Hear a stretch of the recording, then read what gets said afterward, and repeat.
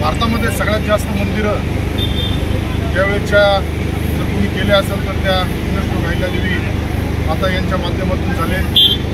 जुन्या कालावधीमध्ये जिथं पाण्याच्या अडचणी असेल, विविध समस्या असेल त्या सोडवण्यासाठी पुण्यश्लोक अहिल्यादेवींनी पुढाकार घेतला आहे।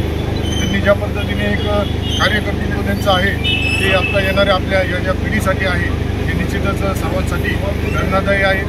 आज महाराष्ट्र शासनाच्या वतीने सुद्धा पुण्यश्लोक अहिल्यादेवींचं जन्मस्थान चमडी येथे उत्सवाचा कार्यक्रम आयोजित केला आहे।